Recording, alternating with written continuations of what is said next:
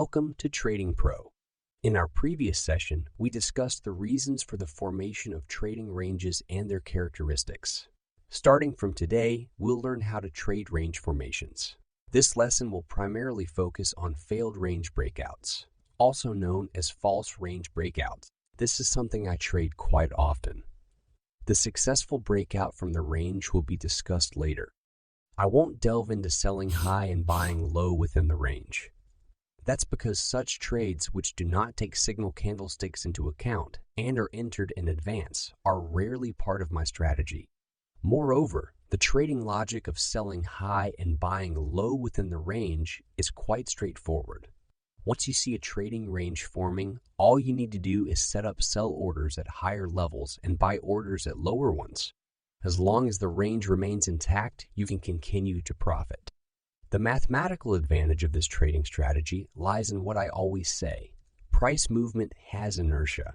The market tends to maintain its current state, so once a range is formed, the probability of a failed range breakout is greater than the probability of a successful one. Personally, I prefer to enter trades after the signal candlestick has been confirmed. I feel insecure about placing orders to enter a trade from the left side directly. It makes me feel insecure in my trades. Of course, entry methods vary from person to person. There's no right or wrong. Just choose the approach that makes you feel comfortable. Before diving into the teaching of range trading, I want to re-emphasize one point. When price is paused during a range breakout, it signifies whether the breakout was successful or not. We can never know this in advance, no matter what indicator or judgment method you use. Indicators that can filter range breakouts have a significant delay. Some people suggest using trading volume to judge whether a breakout has occurred or not. If you do more replays and observations yourself, you'll discover that it's not really effective. Most of the time, it's hindsight. So, in our trading of failed range breakouts, we look at whether the price shows fatigue during the breakout and whether the market lacks follow-through. As soon as we see a sign of weakening, we subjectively consider the breakout to have failed. If the market initially shows signs of fatigue during the breakout and then continues to break out, then this failed breakout signal has itself failed. It becomes a pullback after breakout. I want to stress this again. We only know whether a range has broken out or not after the fact. In the midst of trading, we can only make decisions based on the signals that appear. Once the market negates our judgment, we must strictly stop loss. Don't wrestle with the market. Why am I saying all this before the teaching begins? Some might think it's just idle talk. However, trading is a very serious and logical matter. If your underlying logic isn't comprehensive or is even wrong, then don't fantasize about being able to trade profitably on a consistent basis. The content I'm delivering now and what I've taught before, including this entire series on price action, all of it added together is just a drop in the ocean compared to the trading materials I've studied. If you also want to profit consistently through trading, if you also want to become one of the few excellent individuals in the market, then you must be good at learning, researching, summarizing. You can't afford to be lazy. Actually, when preparing the examples for range trading, it was truly quite a hassle. This is because the majority of ranges in the market are very complex, whether it's the construction of the range or the movement within it. If I were trading by myself, I wouldn't care because I just trade whatever signals the market gives me.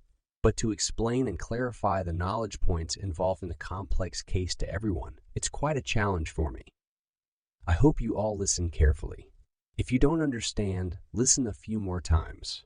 As I said in the last video, encountering a standard trading range is really rare. You can review this yourself. Why is this? Because the movement of a range itself represents the uncertainty of market direction. Now, let's proceed with the explanation of range trading examples. Let's start by looking at a straightforward example using a 2-hour Bitcoin chart. Do you recall what I discussed in our last session? The formation of a trading range is composed of several steps. First, the market must undergo a trend, followed by a pullback, preferably a deep pullback. As you can see in this chart, a trend of a downtrend is apparent, with a significant pullback also evident. Attentive students might have already spotted an opportunity to short here. We can see a horizontal level support becoming resistance, also known as support and resistance flip. Additionally, there's a second breakout. Secondly, after a deep pullback, the breakout in the direction of the trend appears to lack strength. Thirdly, during the subsequent pullback, support is found at the level of the prior state. This implies that we've identified a potential trading range here. We then look for signals to enter a short position. There's a variant of the second breakout here. After entering, we simply took profit. Now, if we look here, when the price returned to the lower limit of the range, there's a clear signal to enter. Can you see it? Here, we have a second breakout and the price continued to rise afterwards. I'll stop here for this simple case. Let's move on to a slightly more complex example. As usual, when we get a chart, we first look at the market status. The market initially experienced a clear downward trend movement, and then the price made a deep pullback.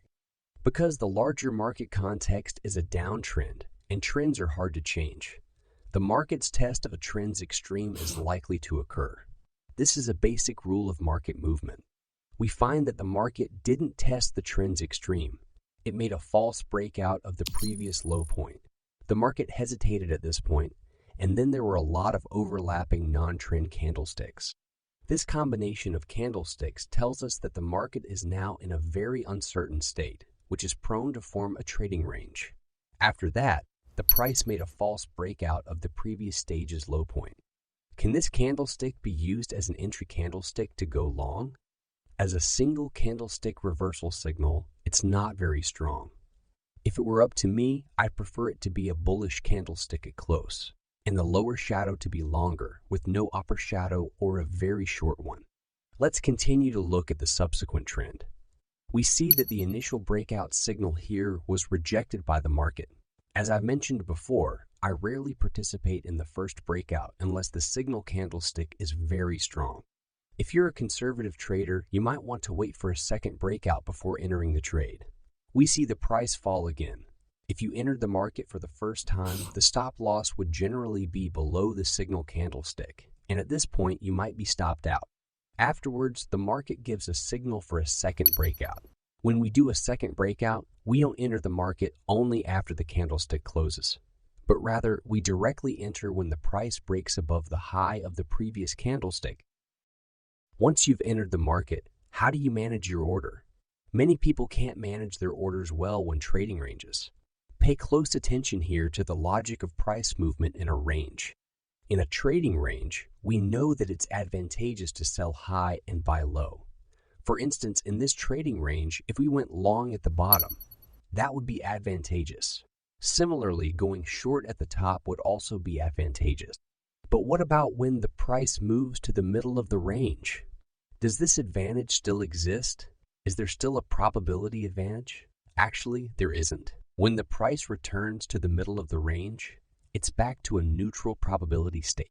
It might lean a bit towards one side, but this probability advantage is very small. You can't rely on this tiny advantage to design your trading system. So how to manage orders? Let's assume we entered the market at the time of the second breakout. When the price runs to the upper middle part of the range, for instance here, when the price reaches this level, I would close out half of the position. I'd keep the remaining half until it gets to the top of the range. Why do this? Because when the price gets to the middle of the range, that's the time when our advantage is greatest. We went long at the bottom and the price will quickly return to the middle of the range. When the price gets back to the middle of the range, this probability advantage diminishes with a 50-50 chance of going up or down. Why keep half the position? The remaining half is in pursuit of a higher profit-loss ratio. Some friends ask, can I not close out half of the position in the upper middle part of the range? Can I just hold it until it gets to the top of the range? Is this okay? Theoretically, there's no problem with doing that. But doing so can make your position very uncomfortable because the price moving to the middle of the range is a high probability event. If the price continues to fall after reaching the middle of the range, and if the range fails and you get stepped out, and what was originally a high probability profit turns into a stop loss exit, this can have a big impact on your mindset, so I don't recommend doing it this way. Close out half of your position when the price gets to the upper middle part of the range and set a trailing stop loss at break even for the remaining half. At this point in the trade, you're already making a profit, and no matter what, you won't lose any more. This will make your holding psychology very comfortable. Let's look at the subsequent market trend. It easily rose and quickly reached the profit target. We previously judged that the market was forming a potential trading range. Now that the price has moved to the top of the range, can we go short? We need to look for an entry pattern. Here we already have a second breakout short signal. If you don't know what a second breakout is, please refer to my previous lectures. Is there a problem with the entry point for this second breakout? Logically, there is no problem, but personally, I prefer it to make a false breakout against the previous high. Looking at the subsequent market trend, which we previously referred to as a barbed wire pattern. This pattern represents an extreme trading range and signifies market uncertainty. If such ambiguous patterns emerge after your entry, I suggest a conservative trader should simply exit, as your entry logic has been negated by the market. Let's continue to look at the subsequent market trend. The previous second breakout short position should have been stopped out. This is unavoidable. Stop loss in trading is the norm. But even though you were stopped out, this range has not broken upwards. At this point, we should pay attention to whether the subsequent market trend offers a new trading opportunity. Look at this candlestick. It made a false breakout against the previous swing high. This candlestick indicates that the breakout is weak. There is no follow-up strength, and the breakout is a failure. We need to find another opportunity to go short. Here's something to mention. If you were stopped out on your first entry and the market gives you a second opportunity to enter, should you take it? It depends on the individual. Logically, each trade should be analyzed and treated independently. Even if you were stopped out the first time, if a signal appears within your system afterwards, you should take it. Of course, everyone's psychological state is different. Some people can trade rationally in succession, while others may become mentally imbalanced and overly emotional after consecutive stop losses. Evaluate your own level and choose what suits you. This candlestick confirmed that the breakout was a failure. At this point, can we go short directly?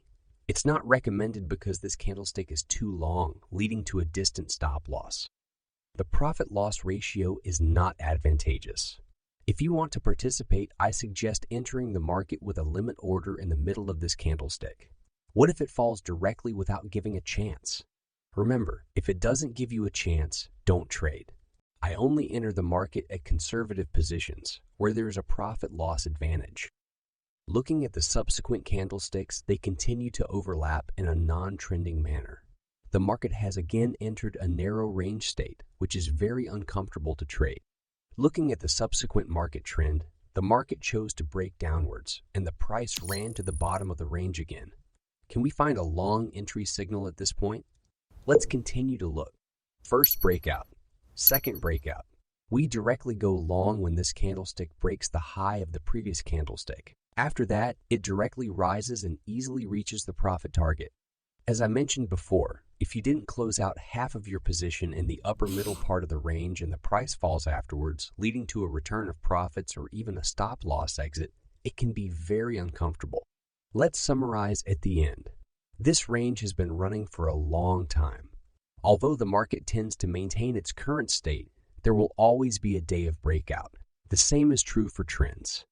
Although trends tend to continue, there will always be a day of reversal.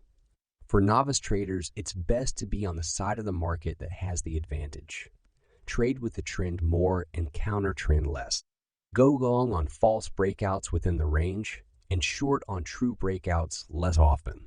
We need to be on the advantage side to make it easier to make money. Alright, this video ends here. Preparing teaching content is a laborious task. The reason why I explain in such detail is that I hope you can learn to think about the logic of price movement, not just rely on other people's views or media news to trade. I hope everyone can study seriously, summarize, and review. And if you like this content, please like, comment, and subscribe so you won't miss out, and I'll see you in the next video.